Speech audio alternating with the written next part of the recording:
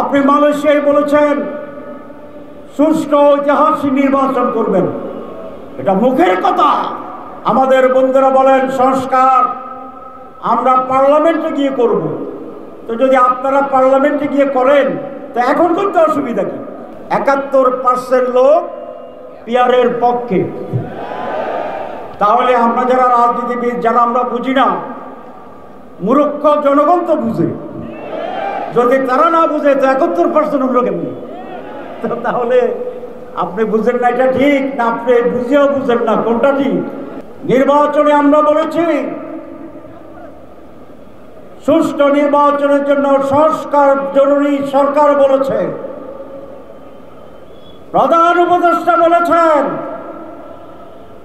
মাসের পর মাস সংস্কার কমিশন করে আমাদের প্রচুর সময় নিয়েছেন, ব্রেনস্টর্মিং হয়েছে। সব কিছুতে ঐক্যমত্য হওয়ার পরে তারা বলছেন এটার কোনো আইনি ভিত্তি নাই। তাহলে আইনি ভিত্তি যদি না থাকে তাহলে সংস্কার কি হয়েছে?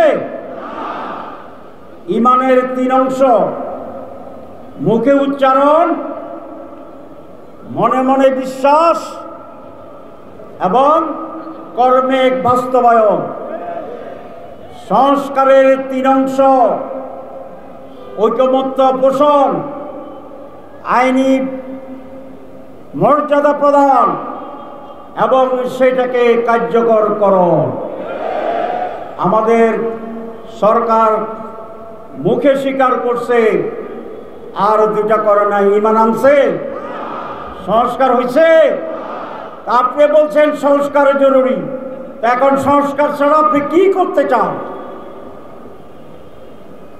আমরা চাই যে সমস্ত জায়গায় সংস্কারে আমরা একমত হয়েছি সেইটার আলোকে আইনের মাধ্যমে আগামী নির্বাচন হতে হবে।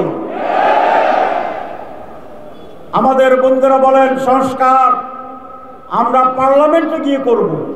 তো যদি আপনারা পার্লামেন্টে গিয়ে করেন তো এখন করতে অসুবিধা কি? তাইলে কুছ কালা হায়, হায় और नहीं हाय।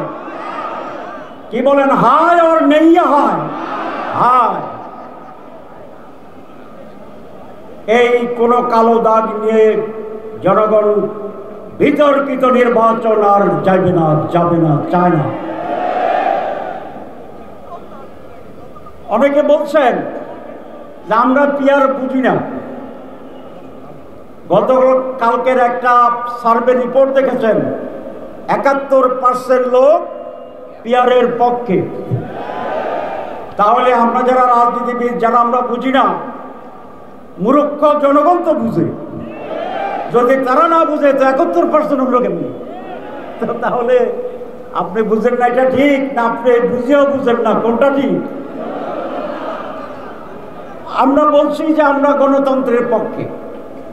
তো গণতন্ত্র হচ্ছে মেজরিটি মাস্ট বি গ্যারান্টেড, হচ্ছে গণতন্ত্র।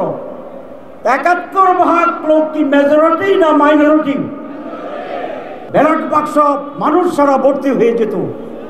এইবার সেই পরিস্থিতি হলে বাংলাদেশ টিকবে না, স্বাধীনতা টিকবে না। সুতরাং রাজনীতিবিদদের প্রজ্ঞার পরিচয় দিতে হবে।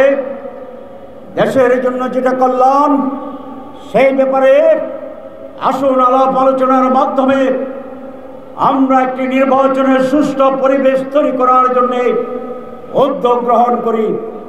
আমি সরকার প্রধানকে বলবো, এটি আপনার মৌলিক দায়িত্ব। আপনি মালয়েশিয়ায় বলেছেন সুষ্ঠু ঐতিহাসিক নির্বাচন করবেন, এটা মুখের কথা। তাহলে আপনি সেই ব্যবস্থা গ্রহণ করুন। লেভেল প্লেইং ফিল্ড তৈরি করুন। সংস্কারকে আইনিক বৈধতা দেন। অনেকে অপপ্রচার করে যেটা অনেক সময় লাগবে, কিচ্ছু লাগবে না, 1 সপ্তাহ লাগবে। তাহলে আমার উপর দায়িত্ব দেন। আপনি যেরকম আলী রিয়াজ সাহেবকে দায়িত্ব দিচ্ছেন, আপনি আব্দুল্লাহ মোহাম্মদ তাহেরকে দায়িত্ব দেন। আমরা আপনাকে আইনের রাস্তা দেখা দেব।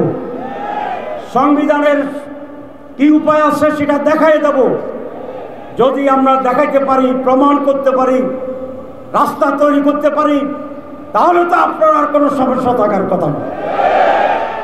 কিন্তু মানুষকে আর বোকা বানানোর সুযোগ হবে না।